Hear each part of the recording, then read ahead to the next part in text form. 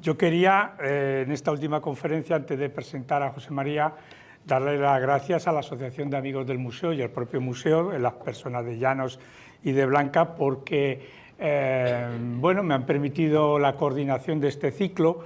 Y mirando un poco la vista atrás, pues yo no sé ustedes, pero como yo soy un albaceteño en la diáspora, y eso siempre lo he llevado bastante mal, estar aquí en Albacete, en el Museo Provincial, al que llegué, estaba recordando el otro día con Blanca, cuando todavía estaba Samuel de los Santos, es decir, para que vean lo mayor que soy, ha sido todo un placer, todo un honor. La verdad es que me lo han puesto muy fácil, tanto la asociación como los conferenciantes, porque todos me dijeron que sí.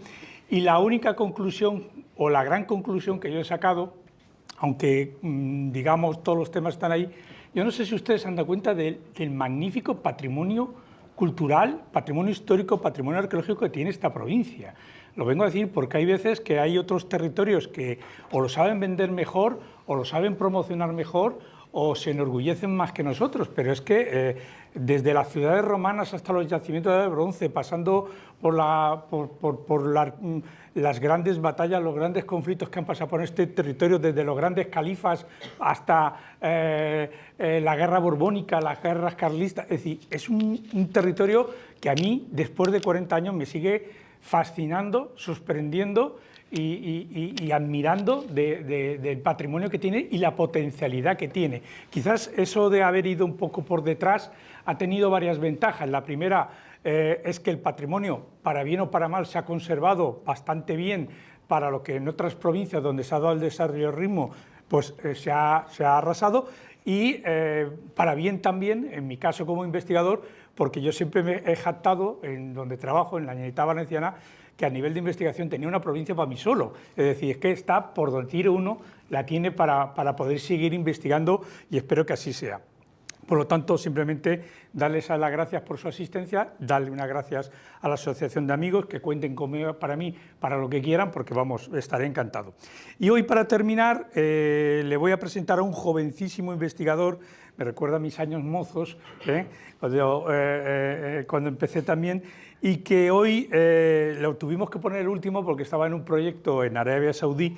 Estas nuevas generaciones tienen esa posibilidad de formarse también en el extranjero, que siempre enriquece mucho, y que nos va a traer el tema de Jusun y fronteras en el periodo islámico de las tierras de Albacete. José María Moreno Narganes es doctor por la Universidad de Alicante y cuenta con un máster internacional en arqueología medieval por la Universidad de Lyon, y ha realizado estancias de investigación en Portugal, en Faro, en Évora y en Hamburgo, en Alemania. Ha desarrollado, además, investigaciones específicas sobre producción textil, de cual ha hecho su tesis doctoral, en Derber Siwa, en Marruecos, y ha trabajado como técnico arqueólogo en proyectos como la Cupra Soprana, en Palermo, en Menorca Archaeology Project de la Universidad de Boston, en el proyecto de Albalat del CRS francés y el Geras Project de la Universidad de Copenhague. En la actualidad ejerce como especialista en arqueología islámica medieval en el proyecto Primidae de la Real Comisión de Al-Lula en Arabia Saudí, centrado en el estudio de los paisajes de peregrinación a la Meca. Ha impartido docencia en las universidades de Alicante, la Complutense de Madrid, Granada y Valencia, y ha dirigido proyectos o ha participado en proyectos como el Tormo de Minateda, en la Almería Andalusí, y actualmente dirige las excavaciones de la Granja de Higueruela y la Torre de H y el Castillo de Llín. Sus publicaciones científicas se centran en el análisis de la cultura material, la economía doméstica y las redes productivas de Al-Ándalus, con especial atención a la producción textil y su articulación con otras cadenas operativas agrarias, ganaderas y fiscales. Entre las publicaciones que tiene hay que destacar sobre todo la monografía Trabajando en casa, la producción de hilado y tejido en el espacio doméstico de Al-Ándalus, que se la publica la Universidad de Jaén. Ha coordinado y coeditado 2 volúmenes colectivos de alcance nacional e internacional, y cuenta con casi ya una veintena de artículos publicados en revistas nacionales e internacionales como Historia Agraria, Journal Islamic Studies, Journal of Medieval Iberian Studies o Archaeological Textile Review y Medievalista, que son las más prestigiosas en su campo de investigación, donde aborda cuestiones claves como la ruralidad andalusí, la colonización del secano, la producción textil doméstica y los espacios rurales. Les dejo con José María Moreno para que nos ilustre sobre Husun y fronteras en el periodo islámico de las tierras de Albacete. Muchas gracias. Bueno, muchas gracias primero por tan completa presentación, ¿no? Hay que hacer justicia. Bueno, primero siendo agradecido también con los cambios de programa, porque no se ha seguido en parte un eje cronológico por problemas de agenda, ¿no? Pero al final se puede hacer hueco y siempre es de agradecer esos esfuerzos. También a José Luis Simón, por supuesto, a Blanca, la directora, y a Llanos de la asociación, por haber tenido a bien organizar estas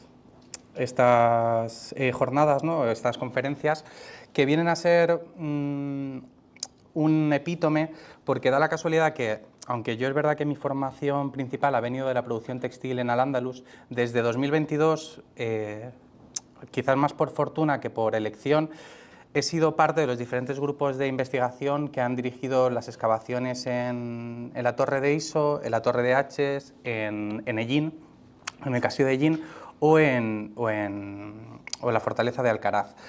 Esto lleva a la necesidad ya de no tanto publicar de manera individual estos sitios, ¿no? Como ya se vio el año pasado con las conferencias que se organizaron de manera monotemática, ¿no? De los sitios, sino como hacer ya una suma interpretativa, ¿no? Que nos permita reflexionar de manera general sobre todos estos elementos de fortificación, ¿no? Estos llamados Husun, que ahora iremos viendo un poco lo que es, y qué significancia tienen realmente, tanto a nivel de Albacete como sobre todo a nivel de Al-Ándalus. Me permito así empezar un poco con la imagen que se ha elegido, ¿no? Que es esta hebilla, que representa muchos de estos elementos históricos, pero que me gustaría conectar con otros dos elementos que son necesarios para realmente entender las características de lo que significa la red de fortalezas en Al-Ándalus para la generalidad de la península ibérica como para Albacete. Es tanto la fortaleza de Gormaz, que es la que veis arriba con esos campos de Soria tan espectaculares, ¿no? Y abajo el famoso mihrab, ¿no? De Al-Hakam II de la mezquita de Córdoba.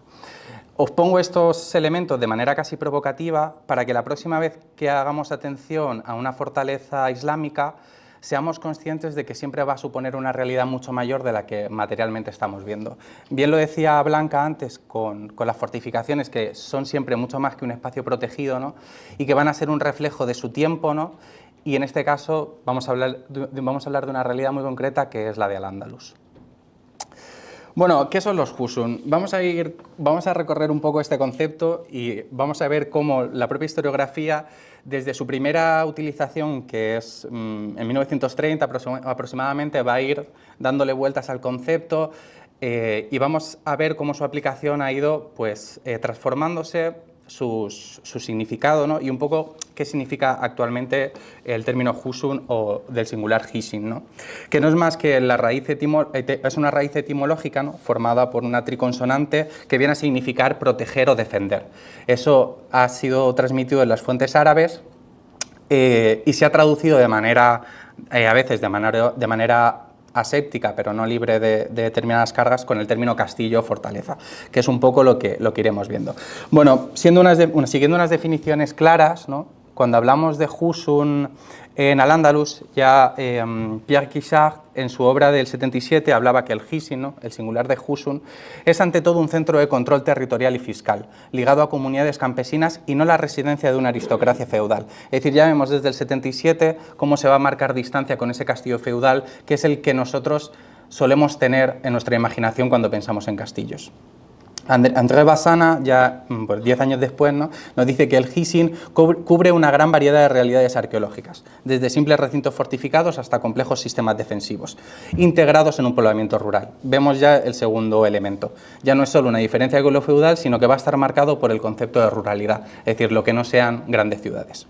Ya Manuel Lacien, en su obra Entre el feudalismo y el islam, dice que los Husun son instrumentos del poder político omeya, utilizados para estructurar el territorio y someter fiscalmente a las poblaciones rurales. Aquí ya entra el poder político omeya, es decir, ya no se está hablando de un Estado que está detrás de esta red de fortificaciones. Y ya, más recientemente, Jorge Rouco, en su tesis doctoral, dice que traducir Hisin como castillo implica una proyección ideológica feudalizante sobre las realidades islámicas distintas, unas realidades que vamos a ir deconstruyendo. Y ya finalmente Sonia Gutiérrez, en 2012, le daba una reflexión de carácter más sistémico, porque decía que los Hisi, ¿no?, son asentamientos fortificados, ya no son castillos, que deben entenderse dentro de una red de poblamiento, producción, control territorial, integrados en los paisajes rurales de Al-Ándalus. Es decir, hemos visto que el concepto de repente se ha enriquecido con una serie de términos. Pero bueno, el primer punto de partida que tenemos que tener claro es que la realidad del Hushun aparece en el 711, cuando se conquista la península ibérica por un estado que tiene su sede en aquel momento en Damasco. Desde el 711 al 1492 ese término va a ir cambiando para las fuentes árabes. Por tanto, el mismo concepto que en el 711, cuando esto era un emirato dependiente de Damasco, no va a tener la misma significancia que cuando la sede del poder político estaba en Granada. Y eso lo vamos a ir viendo. Por eso, esa línea temporal que se va jalonando elementos tan complejos y tan cortos en el tiempo. Y el otro elemento que nos conecta es justamente con ¿qué supone el 711 para la península ibérica? Es decir, el 711 para la península ibérica viene a integrar este territorio en un estado de carácter que prácticamente controla para ese momento todo el Mediterráneo y parte del Indostán, donde Al-Ándalus representa uno de sus extremos y donde rápidamente, debido a las situaciones políticas cambiantes, ¿no?, porque sabéis que en aquel momento, pues un poco después está la realidad de los francos, Carlomagno, lombardos, van a necesitar, bueno, todos los reinos feudales del norte peninsular, van a necesitar de una red de fortalezas para proteger sus fronteras de un estado que veis en el primer mapa, ¿no?, de manera tan dimensionado. Pero bueno, esto nos lleva a una conexión clara. Son conscientes de la conquista de Al-Ándalus, es decir, aquí en el mural, en el Diwan de Al-Walid II, que es un mural que está en Husayr Amra, en Jordania, este es el famoso mural de los sometidos. En el 743 ya aparece el Rex Rodericus como uno de los reyes sometidos por el califato omeya. Es decir, son conscientes de que han conquistado desde Damasco un territorio que para nosotros se nos ve tan alejados. Y esto además se ha comprobado con la arqueología. Estos son los famosos feluses de conquista, que son las monedas con las que pagaban a las tropas que llevan las diferentes cecas de las capitales del imperio. Es decir, aquí viene una tropa que viene materialmente pagada y sufragada por un estado que va creciendo. Esto lo ha trabajado bastante bien Alejandro García San Juan en su obra de Conquista Islámica o Julián Ortega.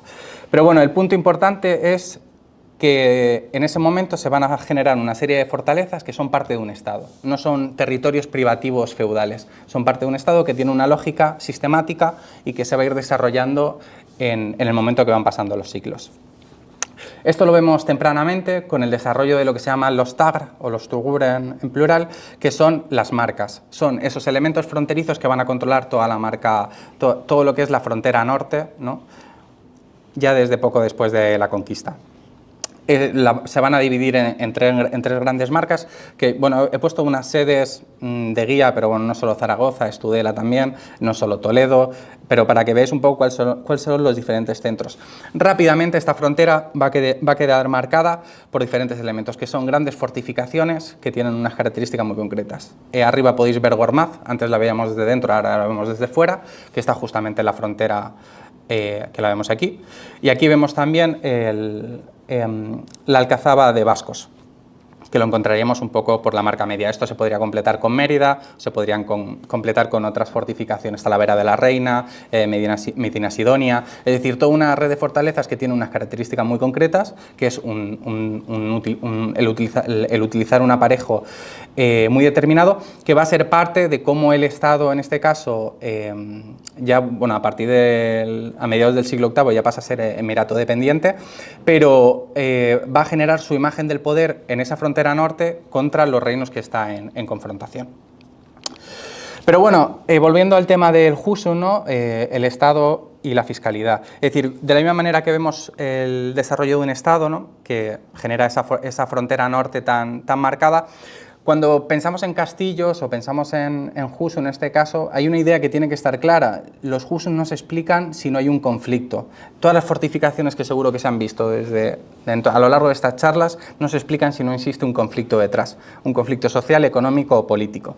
Pues los Hushun son una repetición de ese sistema dentro de una realidad específica como es Al-Ándalus. Por tanto, no podemos entender la red de castillos rurales, o en este caso los Hushun, sin atender a la fiscalidad. Sabemos que desde que se desarrolla el Estado, ya desde el Emirato, empieza a haber un proceso de tributación sobre las producciones campesinas, que va a ir decreciendo de manera exponencial. Ya, bueno, tanto Miquel Barceló como Pedro Chalmeta, más recientemente, han hecho un estudio sobre la giballa, que es los impuestos que se pagan en Al-Ándalus en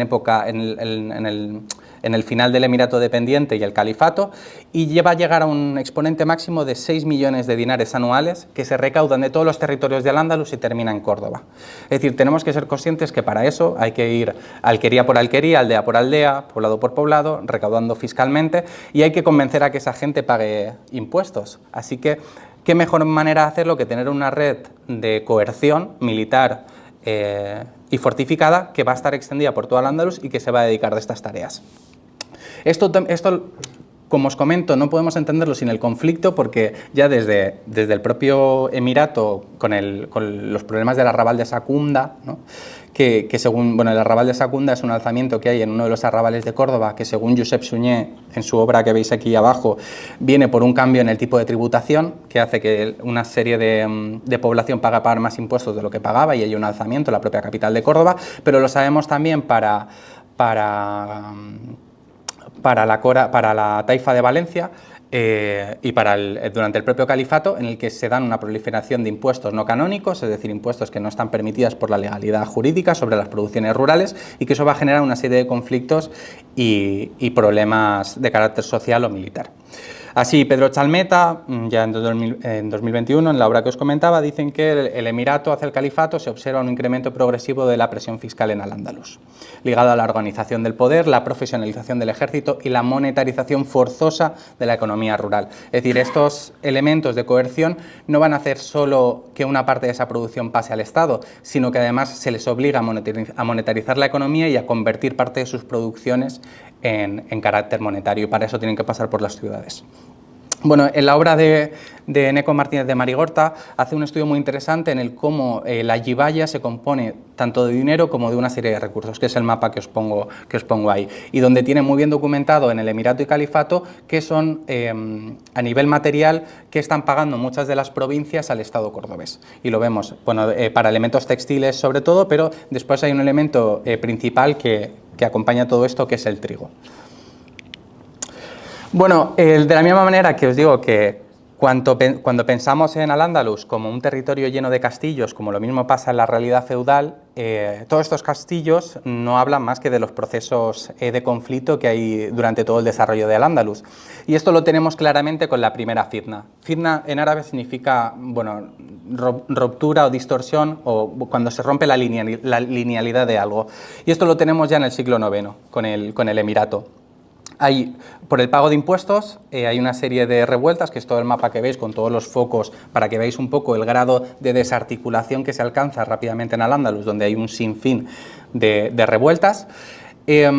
Que la más famosa, bueno, Manuel Acién en su obra Umar ibn Hafsun trata esto y habla de cómo los husun, ¿no?, los castillos rurales se convierten en sedes de los diferentes poderes locales, ¿no?, con ese elemento que hablamos de su parte fortificada. Y aquí os pongo la imagen de la fortificación de Bobastro, que es un poco la sede de ese poder. Pero bueno, la parte interesante es que se genera todo este conflicto, ¿no?, que termina con Abderramán III, el emir, futuro califa, llegando a la pacificación total, que la pacificación total en ese término no significa que hacer campañas militares por todo el territorio de Al-Ándalus, entre ellos la propia Sierra del Segura y Sierra de Alcaraz y Chinchilla, como veremos más adelante, en el que se vuelve a instaurar el califat, bueno, se vuelve a instaurar la autoridad omeya, y todos los territorios vuelven a pagar impuestos al Estado. Es decir, que esta va a ser la línea que va a conectar muchos de los elementos que vamos a ir viendo en las fortificaciones y que nos van a permitir explicar por qué hay tantas y de diferente tipo. Pero bueno, esto con el califato cambia enormemente, porque ya se sucede lo que es la gran fitna, ¿no?, o ruptura, que es la caída del califato, la desarticulación en todas las taifas que se desarrollan por todo el territorio peninsular, ¿no?, desde Portugal a la taifa de Albarracín o Zaragoza, ¿no? Y sobre todo después van a ver que se pueden considerar como procesos de ruptura donde van a aparecer pequeños estados como el que era antes el estado cordobés, pero ahora con diferentes sedes. Estas sedes van a generar sus propios territorios y sus propias redes de castillos. Esto lo vemos muy bien en la obra de Poder y Comunidades, sobre todo en un artículo de Julián Ortega que trabaja sobre la taifa de Albarracín, que habla que cuando se rompe el estado califal entre el 1007 y 1031 aparece la taifa de Albarracín, que no son más que las familias nobles de la aristocracia árabe que ya estaban allí y desarrollan su propia taifa y desarrollan su propia sede del poder, su pequeña Córdoba con su propia red de castillos, pues eso lo vamos a ver articulado en todo el territorio de Al-Ándalus. Esto vuelve a pasar por procesos centrípetos, ¿no?, que es la llegada de los almorávides y después la siguiente fitna o taifas y ya los almohades, que van a ser esos estados que tienen ya sede en el norte de África, ¿no?, y que van a volver a unificar Al-Ándalus bajo estos poderes. Esto nos tiene que llevar a reflexionar sobre cómo pasamos de un momento en el que la sede del califato estaba en Córdoba a cómo pasa de repente la influencia al Magreb y cómo eso va a suponer la llegada de nuevas tradiciones técnicas que antes no funcionaban para todos los elementos poliorcéticos o militares y que va a tener su plasmación muy evidente en las fortalezas como vamos a ver. Pero bueno, esto nos lleva a esa realidad a partir de la caída del califato, en el que los reinos, las diferentes coronas feudales, ¿no?, del norte peninsular, tanto Portugal como Aragón y Castilla, ¿no?, van a empezar a presionar y van a conquistar, sobre todo desde la caída de Toledo, ¿no?, a final del siglo XI, y cómo esa frontera va a ir hacia abajo. ¿Cómo responden los diferentes territorios? Pues aumentando las fortificaciones, cada vez la frontera está más abajo, las correrías son mayores y tienen que generar una red de fortificaciones que responda a las diferentes necesidades geográficas y políticas de cada territorio. Yo os pongo un mapa para que veáis un poco las grandes diferencias. Si nos vamos a lo que es la meseta extremeña, lo que vamos a encontrar es una ausencia de castillos rurales de pequeño tamaño y de torres, y vamos a tener sobre todo una preeminencia de pequeñas ciudades amuralladas como es Trujillo, Cáceres, Mérida, Badajoz. Y en cambio, si nos vamos al otro lado de la península, lo que sería el Jabal Balansilla y todo el territorio del Albacete islámico, vamos a encontrar de repente todos estos triangulitos, ¿no?, y todos estos puntos que son pequeñas fortificaciones y torres. ¿Por qué? Porque aquí de repente, claro, estamos en todo lo que es la Sierra del Segura, donde hay que generar mecanismos propios para el control de la población, el control de los caminos y el control del territorio. Por tanto, vamos a ver cómo en un mismo momento se van a generar procesos de frontera y husuns de carácter defensivo con unas características materiales completamente diferentes. Y aquí podemos ver desde el castillo de Almansa a toda esta red de castillos que las tiene, tanto esta imagen como esto es de Santiago Quesada, de sus diferentes trabajos al norte en la Sierra del Segura, en la parte de Jaén, donde encontramos toda una red de torres, que vamos a encontrar algunos paralelos en las zonas albaceteñas, o la propia fortaleza de Trujillo, que son estas grandes fortalezas que veíamos para Extremadura. Pero bueno, viendo todo esto, viendo todo este repaso, todas estas transformaciones, la pregunta es, ¿qué son los husuns? Por tanto, ahora pasamos de un elemento material a un concepto. No es una categoría arquitectónica fija, porque hemos visto que son fortalezas y son torres, sino un concepto histórico polisémico, construido en la interacción de fuentes textuales, prácticas sociales y materialidad arqueológica. Así, en las fuentes árabes vemos que Hisin se utiliza para hablar de una fortificación concreta, para hablar de un asentamiento, para hablar de un distrito territorial o para hablar de una realidad fiscal. Es decir, todos los elementos que hemos visto vemos que se pueden descomponer detrás de esta palabra. Volvemos a lo mismo, traducir Hisin como castillo no es neutral, sino que introduce categorías feudales occidentales, que no siempre encajan. Esto lo vamos a tener muy claro, sobre todo a partir de los 80, con el giro de la historiografía francesa, en el que se pasa de entender el castillo de manera aislada a entender el poblamiento rural que lo acompaña, y que lo vemos muy bien en las definiciones, ¿no?, que hace tanto Patrice Cressier, que dice que el término Hisin no designa una realidad arqueológica unívoca, sino distintas formas de articular el territorio. O el propio Pierre Guichard, que nos dice que los husuns son claves para comprender la estructuración del poblamiento rural andalusí, no simples fortificaciones defensivas. Aquí vemos un mapa de Miguel Robledo Saiz sobre el Hisin de Ontinyent, ¿no?, donde ya vemos cómo el Hisin se comprende como un punto fortificado, que es este, pero que está acompañado de una red de poblamiento de pequeñas alquerías y sobre todo de un espacio productivo.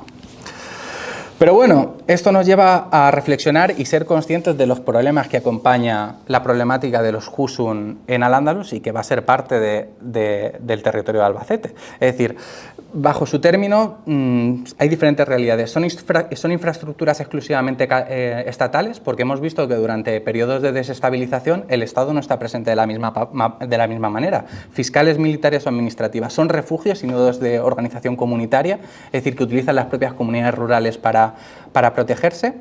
o más probablemente son espacios de conflicto y negociación, donde cada espacio va a necesitar de una coyuntura, una causística específica. También nos lleva a los problemas de tipología y función. Su término tan generalizado para ocupar torres, villas, graneros o ribats, espacios religiosos protegidos, también pierde su capacidad de análisis, porque si todo es Hissing, nada es Hissing. Los problemas de utilizar solo fuentes textuales o fuentes arqueológicas, porque no todo Hissing que aparece en los textos se puede identificar arqueológicamente, como algunos que veremos más adelante. Y después la comparativa europea. Los sistemas feudales no van a responderse, o sea, toda la historia de los castillos en Europa no se va a responder a esta realidad concreta del sur, bueno, de la península ibérica, que también es Europa. Por tanto, el Hissing no es una respuesta, sino una pregunta abierta sobre cómo se organiza el poder en el mundo rural andalusí. Esto nos lleva pues, a otros términos, ¿no? Por ejemplo, Jorge Rouco, que es quizás la persona que más está investigando este elemento actualmente, nos dice que el estudio de los Husum remite directamente al problema de relación entre Estado y las comunidades rurales. Patrice Cresia recupera no todo Hissing citado en las fuentes es identificable arqueológicamente, y después el problema de no definir qué es un Hissing, cuando hablamos de yacimientos concretos, nos tiene que llevar siempre a explicar por qué usamos este término. Pero bueno, para marcar un poco la diferencia en torno al castillo feudal y el Hissing andalusí o islámico, tenemos que tener claro una diferencia que es casi epistemológica sobre cómo se entiende el poder en cada realidad diferente. Si analizamos, por ejemplo, bueno, la obra de Sahat Ahmed, que es un profesor afgano de la Universidad de Nueva York, deconstruye muy bien lo que significa la autoridad en época del mundo islámico medieval, ¿no? Concretamente el maliquismo, que digamos que es la teoría político-jurídica que funciona en Al-Ándalus prácticamente desde la conquista, ¿no? En este concepto, todo el territorio es propiedad del califa, como el representante físico de lo religioso en la tierra, y él hace una cesión en usufructo de todos los territorios.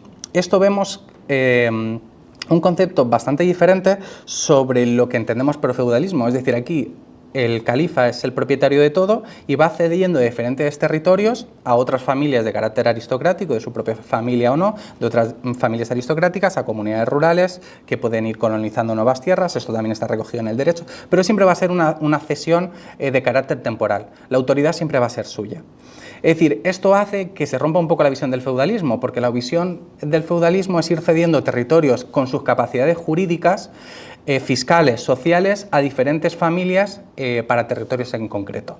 Aquí vemos una diferencia muy clara. Aquí el sistema jurídico siempre va a estar separado en el Estado andalusí, en sus diferentes momentos, tanto en las taifas almorávides o almohades. A nivel teórico, el Estado judicial y religioso va a estar siempre separado de la plasmación política. Es decir, aunque tengamos, por ejemplo, los Banu Qasi, que son la gran familia de la marca superior, que están reconocidos desde la aristocracia visigoda hasta prácticamente el siglo XII, igual con los Banu Hud, aunque lleven 500 años teniendo el poder fáctico en un territorio, van a estar siempre supeditados a la justicia califal o a la justicia de los diferentes emires o príncipes islámicos. Esto rompe completamente la lógica del mundo feudal, donde hay exenciones de impuestos a diferentes señores, que son además los titulares de su justicia en los territorios que ellos legislan. Esto es un concepto muy importante porque nos va a llevar a diferenciar el concepto entre tributo y renta. Es decir, una cosa va a ser la renta feudal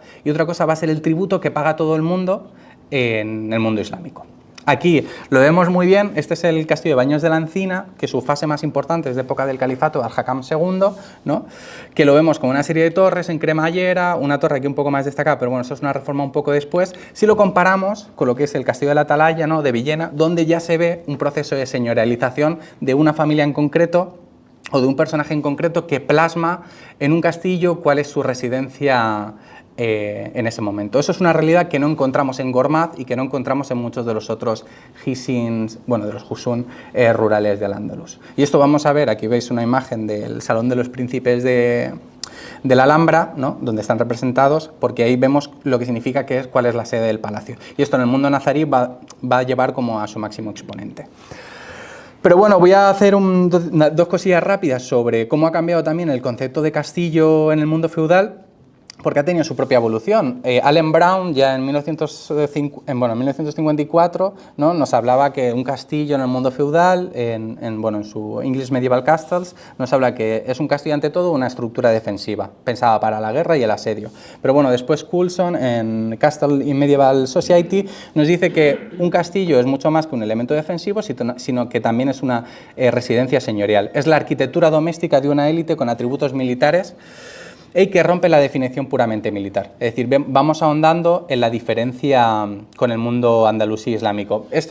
Uno de los mejores ejemplos es Berlanga del Duero, con la familia de los Tobar, que se construyen esta locura de castillo en el a partir del siglo XV, donde queda muy bien marcado cuál era la sede de su territorio, su señorío, ¿no? Además, esta fortificación tiene una doble fase, ¿no?, porque veis como una muralla delantera y después un gran recinto con unas torres ya pensadas para artillería, que esta segunda reforma se genera después de las revueltas campesinas que aparecen en todo este territorio. Es decir, es un castillo que está pensado para defender un señorío y para defender una estructura de política e impositiva concreta como es la de la familia en esa zona.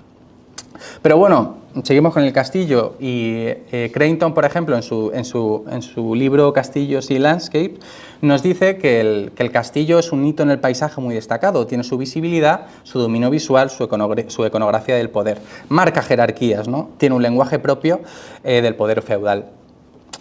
Insiste la cuestión de que no son instalaciones militares, sino que refuerzan la autoridad, el estatus y la estructura. Esto lo vemos muy bien en el castillo de Chambord del rey Francisco I, ¿no?, en el siglo XVI, pero lo vemos también, ¿no?, en el castillo de Peñafiel,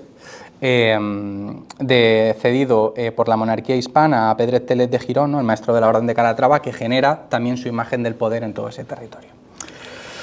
Pero bueno, hay una serie de puntos en comunes, ¿no?, que todos estos conceptos vamos a ver que van a ir en consonancia con lo que supone el castillo del Husson en Al-Ándalus, ¿no? Aquí ya le damos como desde la propia castillología inglesa, ¿no?, se han dado cuenta también, ¿no?, de este proceso de los problemas de definición. Godal, por ejemplo, nos dice ya que en su libro que el castillo no es una categoría universal, sino un concepto histórico situado, que va cambiando su función a lo largo del tiempo. Hay que huir definiciones rígidas. Aquí recupero el cuadro del tiempo para ver lo que os exponía. No va a ser lo mismo una fortificación del Emirato Independiente de Damasco, del Emirato Independiente de Bagdad, del Califato de Córdoba y de los diferentes poderes temporales. Y ya después, en cuanto a la historiografía, ¿no?, pues ha ido cambiando de cómo se define un castillo a preguntar qué hace un castillo en la sociedad medieval, es decir, cómo se tiene que definir en un momento concreto, que puede ser la guerra, que puede ser el poder, la residencia, el símbolo, el centro administrativo, el nodo territorial. Y me encanta la frase de Creighton, ¿no?, que dice que el castillo no es más que una práctica social materializada en piedra. ¿Esto cómo lo vemos?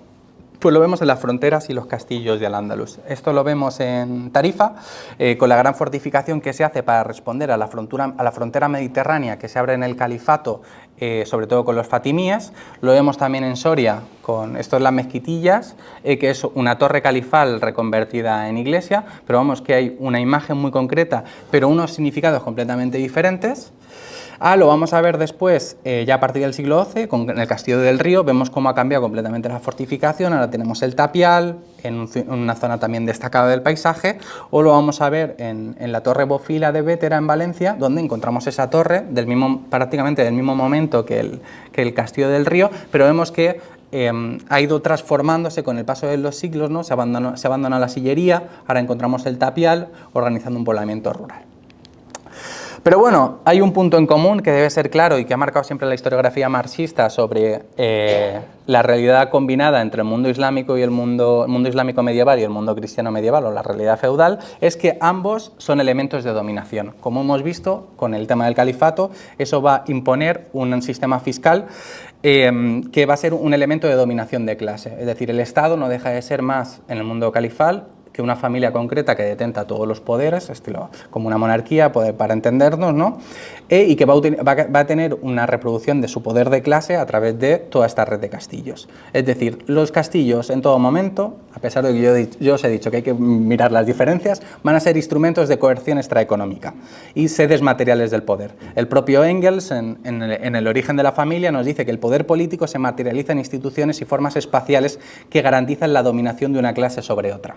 Y eso van a ser la red de fortificación. Esto ya también lo ha visto Maurice Dobb, Perry Anderson, ¿no? Y sobre todo, más recientemente, Chris Wickham, ¿no? que tiene varios trabajos sobre este momento, sobre lo que significan los castillos, pero en la misma línea. Ahora, entrando ya a cómo se construye el concepto de castillo en la realidad de Al-Ándalus, o cuándo empieza a aparecer el término Hisn, Husun, y cómo esto va a ir cambiando, va a seguir un eje cronológico, ¿no? Los castillos, desde siempre, por su carácter monumental, van a ser para interés de la historiografía, ¿no? Ya de los primeros arabistas. El máximo exponente va a ser Leopoldo Torres Balbás, que en su crónica arqueológica, la revista Al-Ándalus, durante más de 30 años va a ir publicando muchos de estos castillos islámicos. Pero va a estar preocupado pues, en las preocupaciones de su tiempo para los castillos, que es como una expresión del poder, y se centraban en descripciones formales y análisis estilísticos, muy centrados en alcazabas y recintos urbanos. Vemos que todo el tema, el concepto rural, vemos que está todavía un poco, que no está presente, ¿no? Y esto lo vemos pues, en sus trabajos en Burgos, en Guadalajara, ¿no? En el castillo de Zorita, o lo vemos también sobre los magníficos planos que levanta sobre diferentes alcazabas como la de Málaga. Esto ya a partir de 1930 empieza a cambiar de la mano de la escuela francesa, ¿no? De los hispanistas, como bueno, sobre todo Henri Terras y Levi Provençal, que ya empiezan a hablar de la diferencia que hay en las fortalezas de Al-Ándalus. Ya no son todo fortalezas de un momento, sino que vemos que ya el elemento de frontera va a tener un peso específico, sobre todo ya con las que entienden ligadas al mundo nazarí. Y después que van a empezar a distinguir ya por fortificaciones omeyas, si están vinculadas a algún sitio, si tienen unas características específicas. Pero bueno, esto no va a llegar a mucho desarrollo, más allá que va a ser Évariste Levi Provençal, quien en 1932, en su obra La España musulmana, ya cita por primera vez el término Hisn, ¿no? Que protegían llanuras fértiles, los Husun Hisn, ¿no? Que los asocia ya a castillos, a reductos provistos de un recinto y un arrabal, un poblamiento, ¿no? O sea, vemos ya que en 1932 empieza a hacer una distinción entre todas estas fortificaciones, ¿no? Los calat, que serían los castillos, los asentamientos urbanos y los hisn, ya en un momento tan temprano. Pero bueno, no va a superar una mera separación. La gran revolución del estudio de los hisn, bueno, de los husun y de las fortalezas rurales va a ser de parte de la escuela francesa, sobre todo Pierre Guichard, en su obra Al-Ándalus, estructura antropológica y islámica, que se pone una pregunta. Dice, si Al-Ándalus no es feudal, es decir, si no hay señores que son dueños de cada trozo de tierra en su forma total, ¿por qué hay tantos castillos? Y introduce una disyuntiva que no había sido tenido en cuenta, que es que estamos frente a una sociedad tributaria, no lo he puesto ahí, de carácter tribal. Es decir, donde las comunidades campesinas islámicas van a tener fuertes lazos de unión que les va a llevar a tener cierta autonomía frente a las ciudades. Ya desde este momento se crea un conflicto entre lo que va a ser el mundo urbano y el mundo rural, donde los castillos rurales van a representar esa autonomía campesina. Vamos a ver que esto va a ir cambiando, ¿no? El enfoque le da un enfoque sociohistórico al mundo andalusí. Ya se preocupa en cómo los castillos no son solo elementos construidos, no son elementos del poder, sino que reflejan una organización social. Y todo esto se proyecta a través de las construcciones. Y ya la obra clave, ¿no? Van a ser los castillos rurales del Al-Ándalus, del 88, donde ya le dan una vuelta completa, empiezan a comparar con los procesos de del encastelamiento que se estaban desarrollando para Europa, y ya empiezan a decir que los Husun se interpretan como piezas centrales para entender la articulación rural y su poder y su relación con el poder. No son solo defensa, sino la ordenación del territorio y mediación entre el Estado y el campesinado. Esto, bueno, reproduce y añade una serie de elementos, porque ya lo juntan con espacios irrigados, con parcelarios, con la construcción de un paisaje. Pero el gran cambio que supone este trabajo es a nivel metodológico, aparte del histórico. Trabajan con fuentes textuales, empiezan a utilizar la primera fotografía aérea, como son estos diferentes yacimientos de Valencia o Tarragona. Empiezan a hacer estudio de paramentos, cosa que nunca se había hecho. Y recogen, por ejemplo, ya desde manera temprana Taivilla, ¿no? En esta foto de la obra, y insertan todos estos territorios, como lo vemos aquí con el plano ya de Almería, bueno, de Dalias, que ya no son alquerías sueltas, sino que se entienden relacionadas con no son fortificaciones sueltas, sino que se relacionan con un paisaje concreto y con una producción agraria. Y este es el gran salto que supone la obra, da un salto de calidad y de información que no se había tenido en cuenta por la mayor parte de la investigación de Al-Ándalus.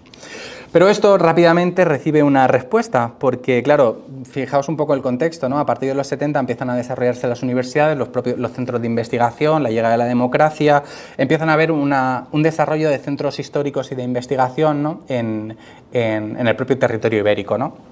Y uno de los principales exponentes de este territorio va a ser Rafael Azuar, que se pone a excavar diferentes sitios, ¿no? Y llega a una conclusión en la que dice: empieza a encontrar una realidad material que es difícil de explicar solo desde el campesinado o desde una organización tribal como se proponía desde el orden francés, ¿no? Empieza a encontrar una cerámica de una calidad enorme, fortificaciones con poliescéticas y con técnicas muy complicadas, ¿no? Y empieza a ser el principal crítico de esa visión rural tribal y donde empieza a defender un mayor papel del Estado en un conflicto abierto que va a ir cambiando por los siglos, es decir, vamos cómo se va enriqueciendo el debate.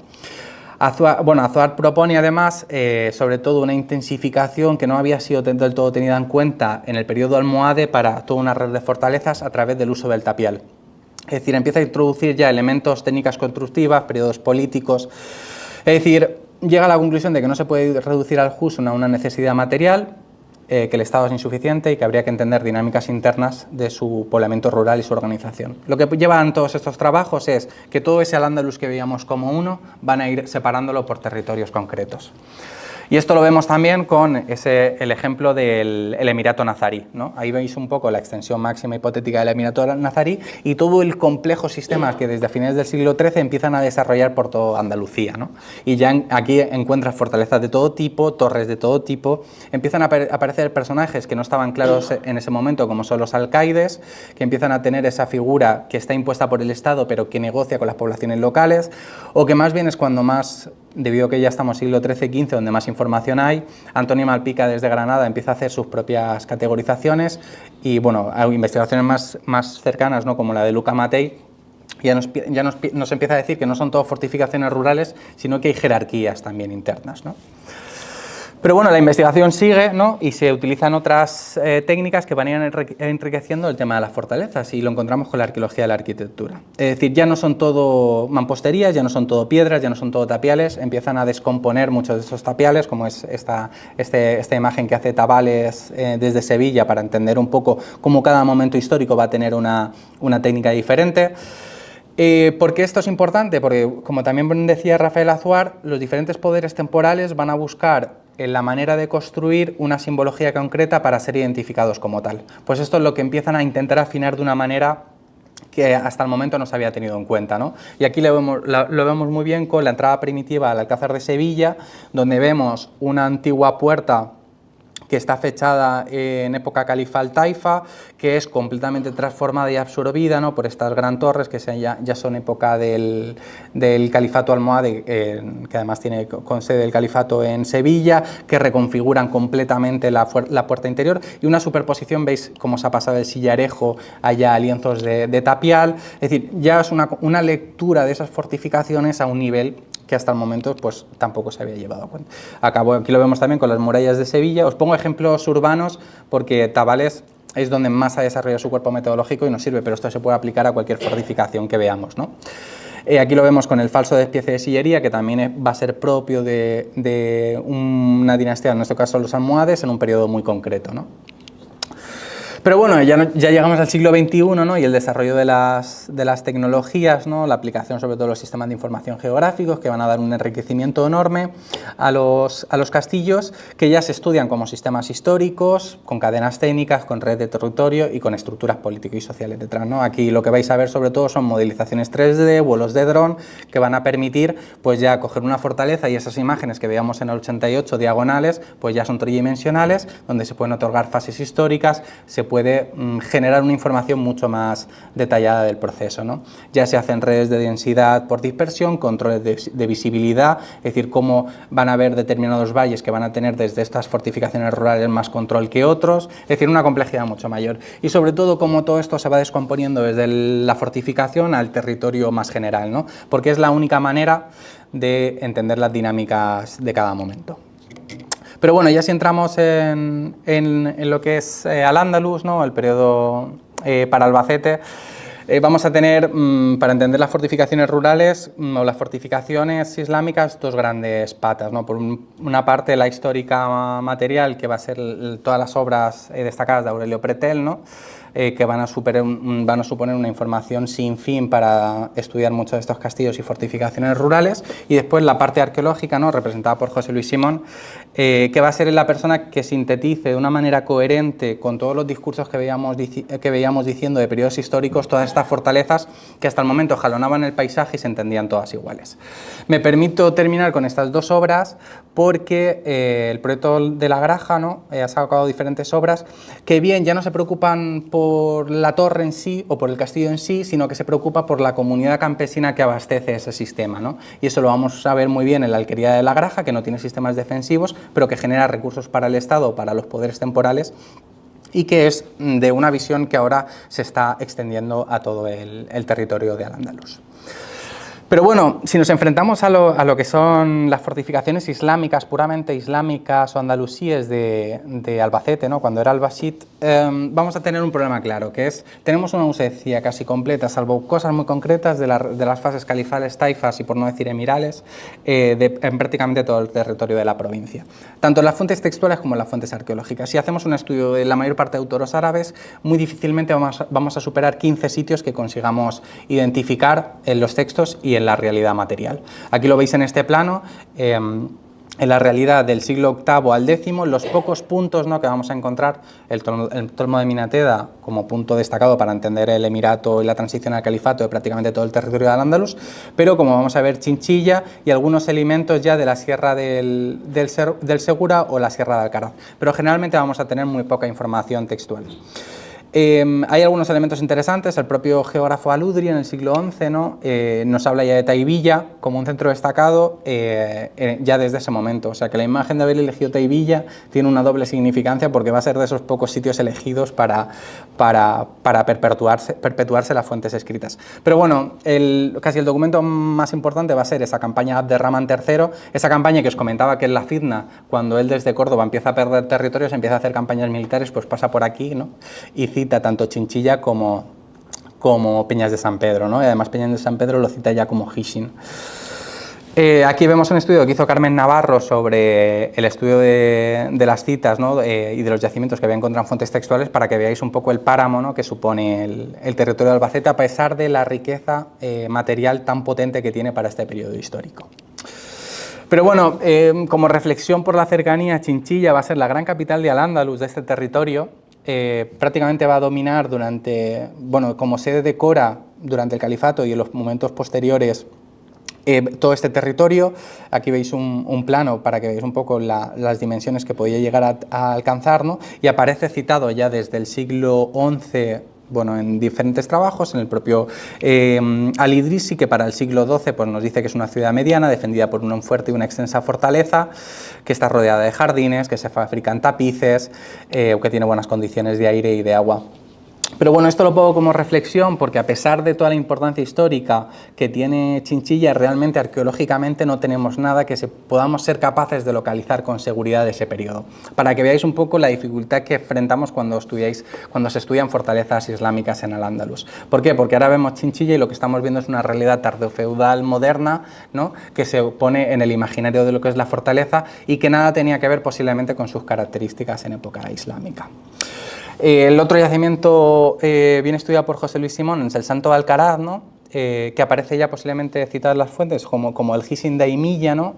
En la propia Sierra de Alcaraz, que va a tener posiblemente una fase tanto emiral como califal, pero todavía está por desarrollar un cuerpo de estudios que compruebe fehacientemente esto, pero bueno, vamos a ver que es una gran lengua cerrada por una línea fortificada de carácter abrupto en la zona de acceso. Esto nos recuerda fuertemente, evidentemente, al Tolmo de Minateda, que además, como se expuso de manera tan completa aquí, vemos cómo va a ser esa lengua, ¿no? También con un elemento protegido, aunque abandonado ya en la transición del Emirato, como es el reguerón, ¿no? Que da acceso a una muela, es decir, encontramos una serie de puntos comunes que nos permiten entender las fortificaciones rurales, pero de manera, salvo el Tolmo de Minateda, que se conoce muy bien el periodo emiral, de manera tan ligera, ¿no? y de manera tan hipotética de momento.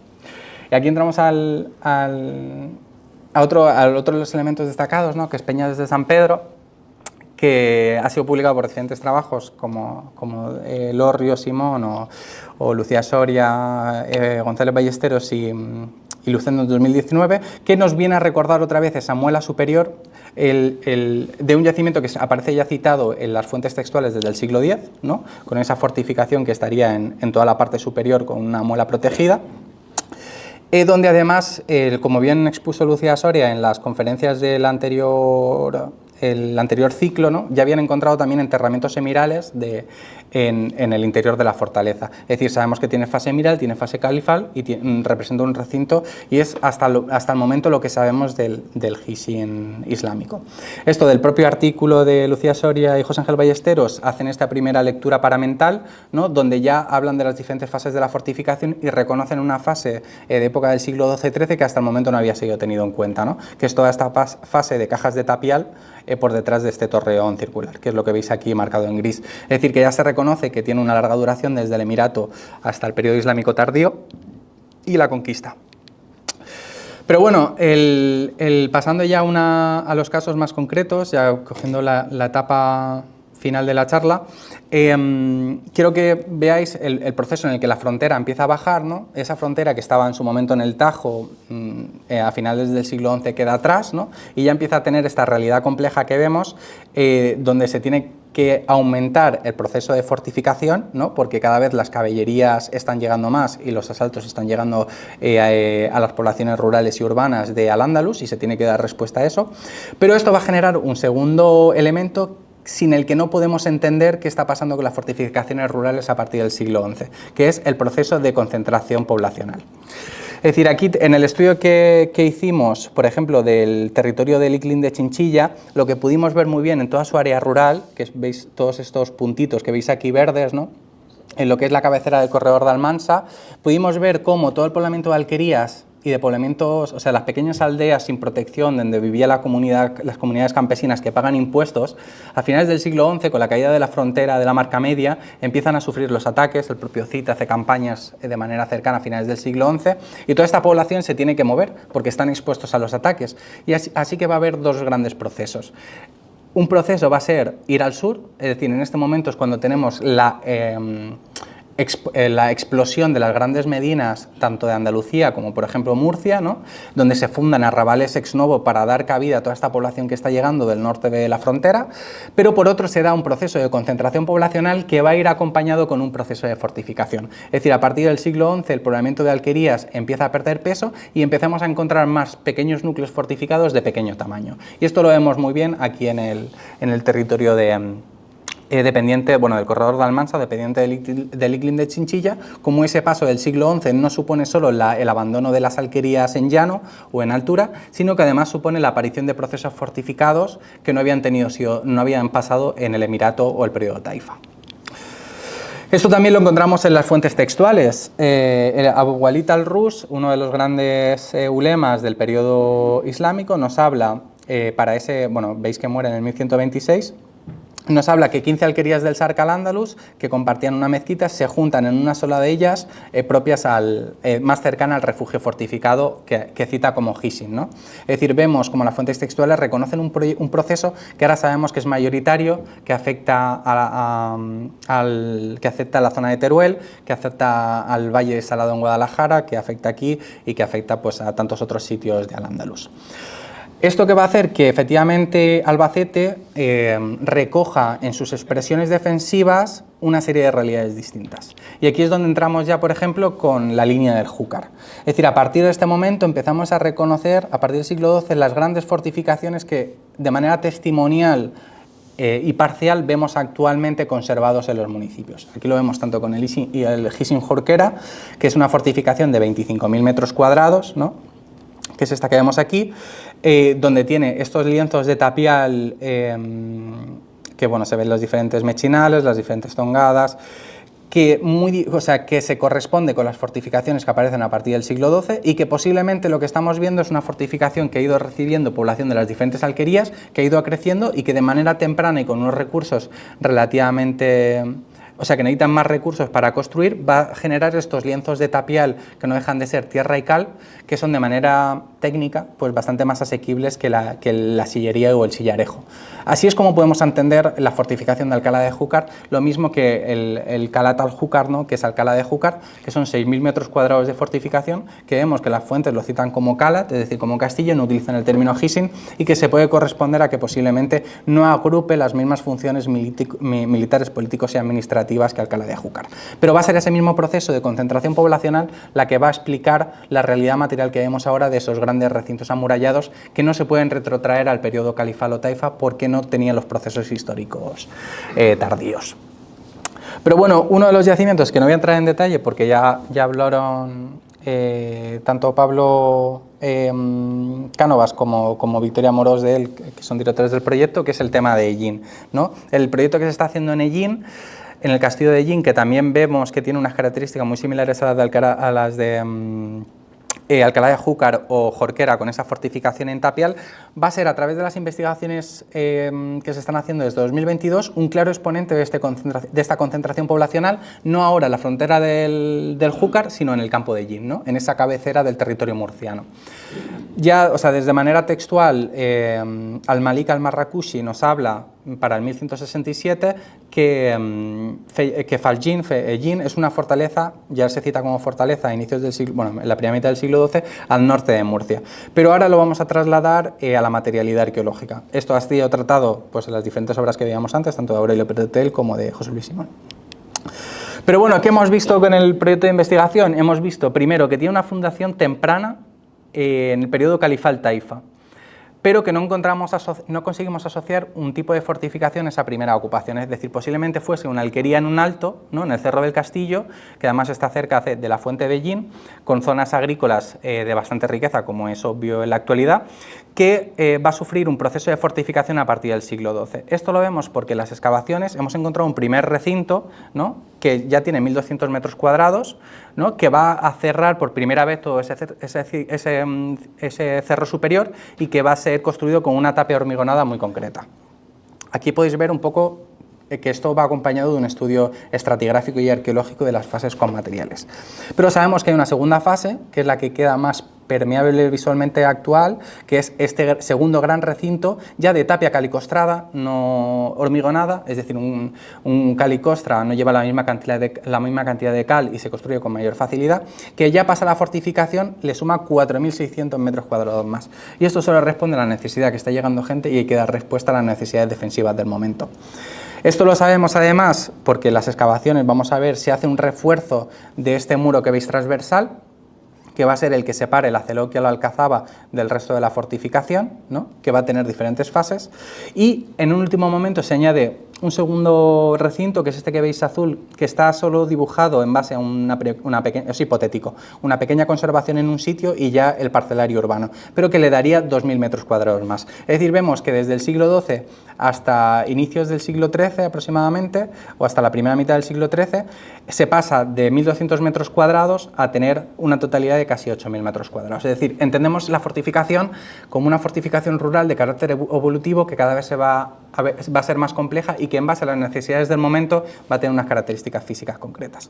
Aquí veis esta excavación donde vimos esa muralla interior, donde tenía una primera muralla, una segunda muralla forro y un contrafuerte. Esto también lo vimos a nivel externo.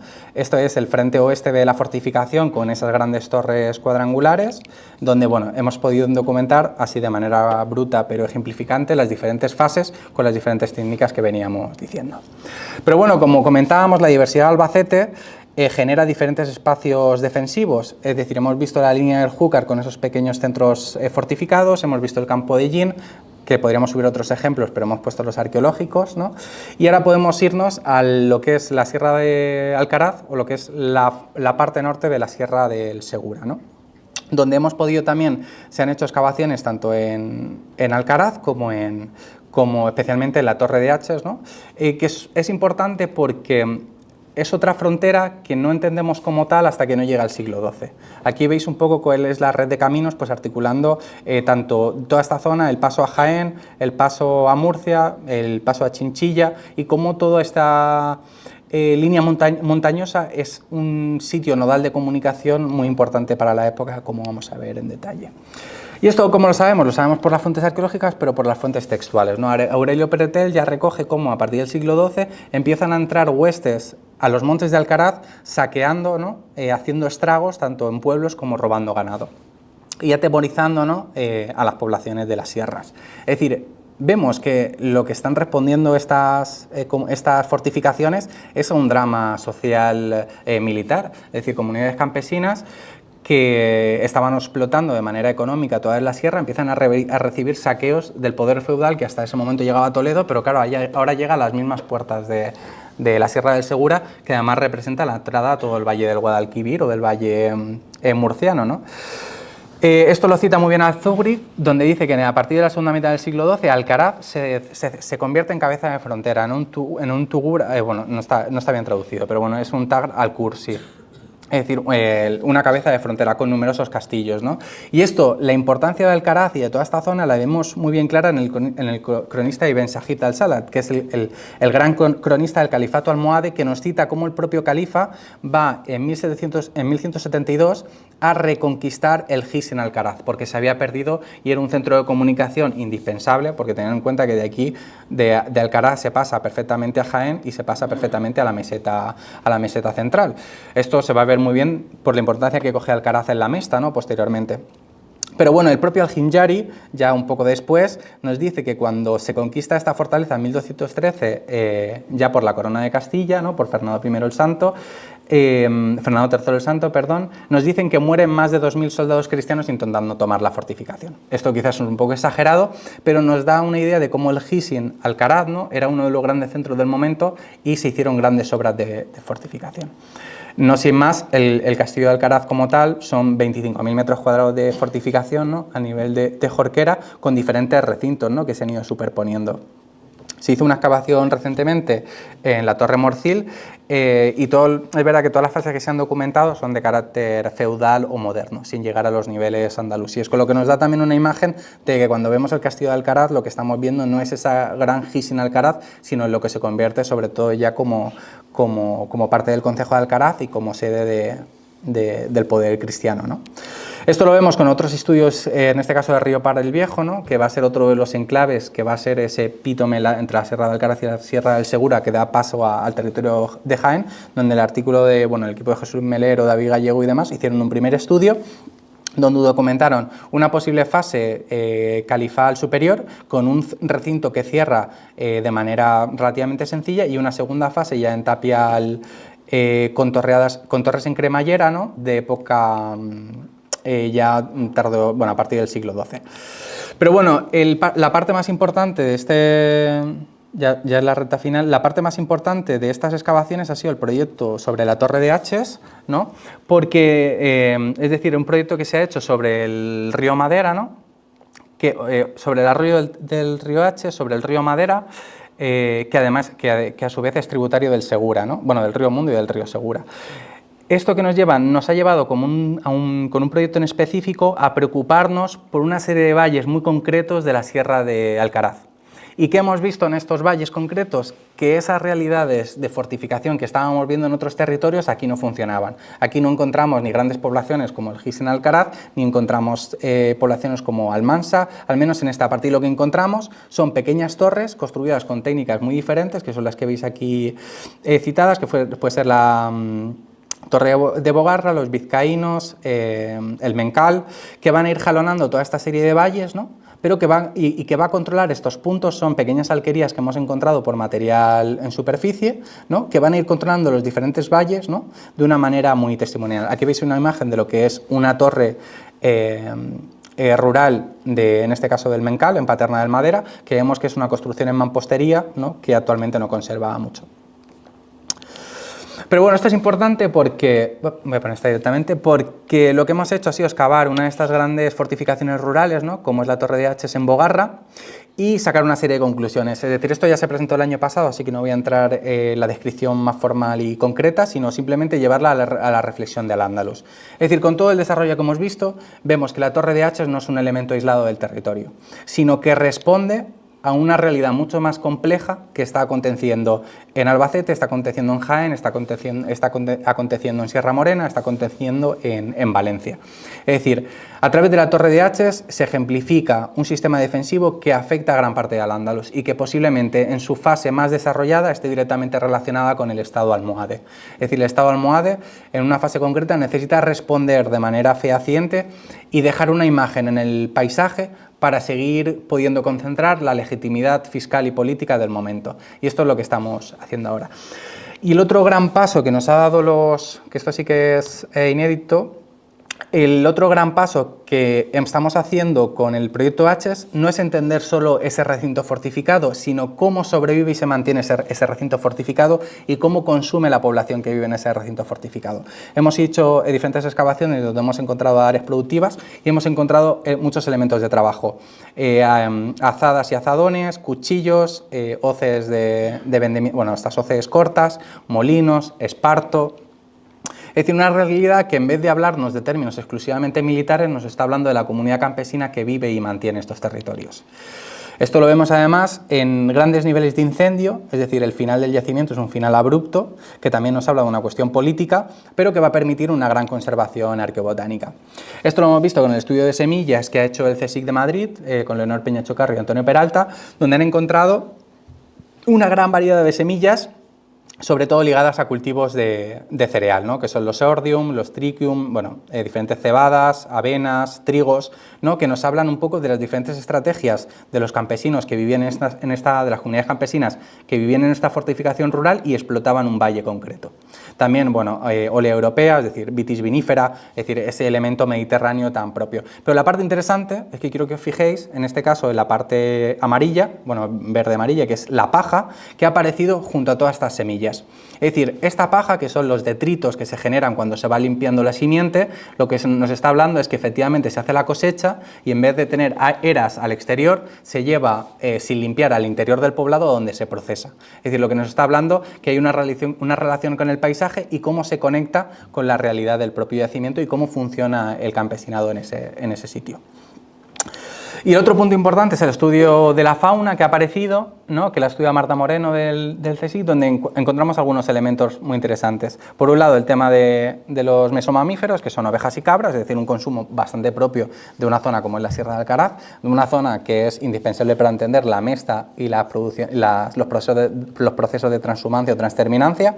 Son espacios serranos donde funciona muy bien la ganadería estante, extensiva, y donde lo vemos muy bien materializado en la presencia de la cabaña ganadera que aparece y que se consume por la población que hay ahí. Pero hay un elemento destacado con estas ovejas y cabras, que es la presencia de ciervo, liebre o conejo. Sobre todo de conejo, bueno, y de ciervo. Esto es un elemento que a nivel de consumo se asocia sobre todo a una clase social militar, que no consume tanto, bueno, que consume carne efectivamente, pero que de manera por prestigio y por consumo consume carne de caza que de por sí no se corresponde con el consumo campesino que sabemos de otras zonas.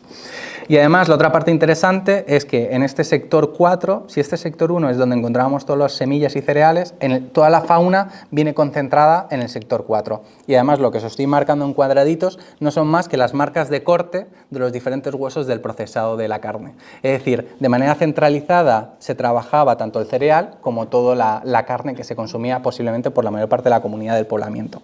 Esto nos habla de una lógica muy organizada, no son familias que de manera individual gestionan un consumo cárnico, un consumo de cereal o agrario, ¿no? Sino que todo está controlado y regido por una realidad de frontera que debe ser fehaciente y que debe permitir la protección. ¿Y esto cómo lo vemos también? Lo vemos por la realidad material. O sea, imaginaros que estamos en Bogarra, en plena Sierra de Alcaraz, y de repente encontramos ataifores vidriados en turquesa, jarras esgrafiadas con aves bifrontes, que son propias de la propia ciudad de Murcia, tinajas estampilladas de una calidad espectacular, un conjunto de metales de llaves, hebillas también muy bueno, y sobre todo una serie de elementos de vidrio soplado a molde, ¿no? Que son propios de las alcazabas y de las ciudades más importantes del momento. Aquí en el mapa el 1 es Haches y el resto son todos los materiales donde hemos encontrado paralelos con lo que hemos excavado nosotros. Es decir, encontramos que un poblamiento rural de muy pequeño tamaño, porque la muela no tiene más de 2.000 metros cuadrados, recibe las producciones de consumo más importantes que están funcionando en las ciudades y por las por parte de las clases sociales más importantes del momento, ¿no? Esto nos habla efectivamente de que Bogarra, en ese momento Haches, se convierte en sede del poder porque tiene que hacer frente a un conflicto y a una guerra, y por tanto tiene que asentar ahí a tropas a las que les tiene que dar sus niveles de consumo y vida, ¿no? Y esto es lo que estamos viendo un poco con Haches. Pero como os comentaba antes, los proyectos arqueológicos, cuando estudian ahora Husum o estudian ahora fortificaciones rurales, no se preocupan solo de la fortificación. Ahora hemos visto que nos hemos preocupado de la alimentación, del consumo cerámico, del consumo y la gestión de la cabaña ganadera, pero también hemos hecho un estudio de todo el parcelario agrícola, sobre todo lo ha hecho Miguel Robledillo, que hemos hecho una prospección sistemática de todo el parcelario para buscar cuál podía estar vinculado a época andalusí y cuál es propio de transformaciones posteriores. Aquí veis un poco la dispersión cerámica y vamos a ver que este es el entorno de la torre, que es donde concentra prácticamente toda la materialidad, pero hemos hecho todo un estudio completo para ir descartando opciones o entender el paisaje asociado a la torre que vemos actualmente. Esto lo hemos visto, aquí veis el arroyo y vemos todo ese parcelario dibujado con todas las zonas que hemos encontrado de mayor o menor potencialidad y el paisaje un poco que tiene actualmente. Pero bueno, ya para ir rematando, quedan 2 diapositivas, 3. Esto tiene un momento muy final, que es justamente el que sucede con la conquista, ¿no? En 1213 cae Alcaraz, tenemos una serie de 30 años hasta que se da la gran campaña en 1241, entre 1241 y 1243, donde ya en 1243 el infante Alfonso, futuro Alfonso X, hace la gran campaña, que es esta que sale de Alcaraz, y baja hasta Murcia, y es cuando ya en ese margen caen prácticamente todas las fortificaciones.